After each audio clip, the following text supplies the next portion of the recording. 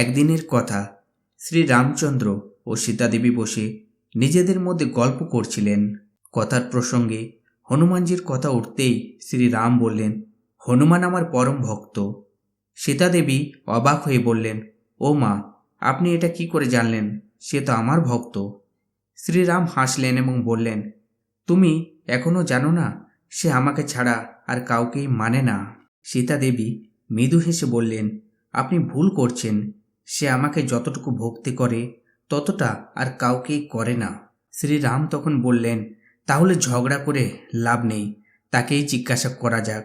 সীতাদেবী বললেন, ঠিক আছে, আজকে সে যখন আসবে আমি একটা জিনিস চাইব, আর আপনিও একটা জিনিস চাইবেন।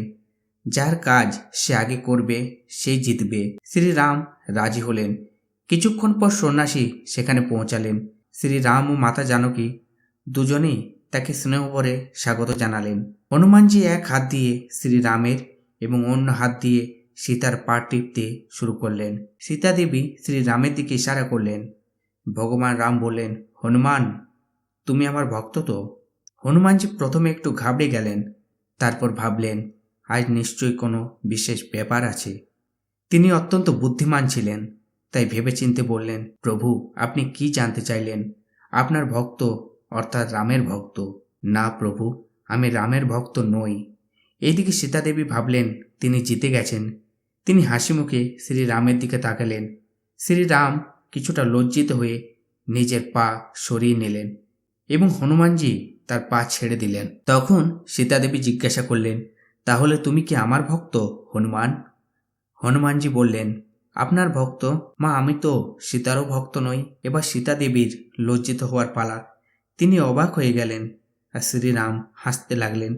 সীতাদেবীও নিজের পা সরিয়ে নিলেন এবং হনুমানজি দাঁড়িয়ে পড়লেন।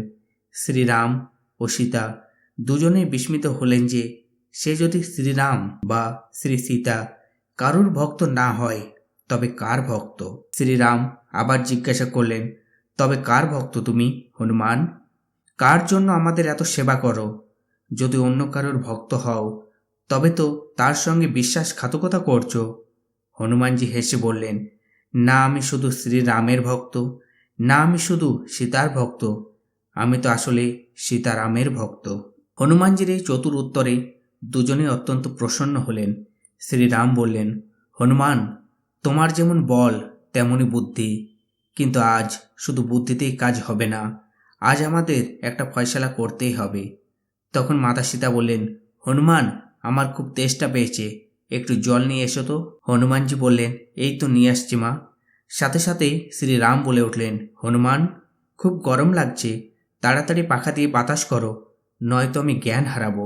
হনুমানজি থমকে গেলেন। মনে মনে বললেন, আজ তো আমার পরীক্ষা, কার আদেশ আগে পালন করব। তিনি বললেন, প্রভু, মায়ের জন্য জল নিয়ে আসি, তারপর আপনাকে বাতাস করব। ভগবান বললেন, আমি খুব কষ্ট পাচ্ছি, আগে বাতাস করো। আর ওইদিকে মায়ের তৃষ্ণায় গলা শুকিয়ে যাচ্ছে। হনুমানজি সব লীলা বুঝে ফেললেন এবং মুচকি হাসলেন। হঠাৎ তিনি সজোরে বলে উঠলেন, শ্রী সীতারাম কি জয়। এই বলে তিনি নিজের দুহাত বাড়িয়ে দিলেন। অলৌকিকভাবে এক হাতে জলের গ্লাস এবং অন্য হাতে পাখা চলে এলো। তিনি এক হাতে শ্রীরামকে বাতাস করতে লাগলেন এবং অন্য হাত বাড়িয়ে দিলেন সীতাদেবীর দিকে, যাতে জলের গ্লাস ছিল। শ্রীরাম ও সীতাদেবী হনুমানের এই অদ্ভুত প্রেম ও ভক্তি দেখে অভিভূত হয়ে গেলেন। সীতাদেবী আশীর্বাদ করলেন, বৎস, তুমি অমর হও। হনুমানজি মাথা নত করলেন এবং শ্রীরাম তাকে পরম আদরে হৃদয়ে জড়িয়ে ধরলেন। ভিডিওটি ভালো লাগলে কমেন্টে ভক্তি ভরে লিখুন, জয় সীতারাম।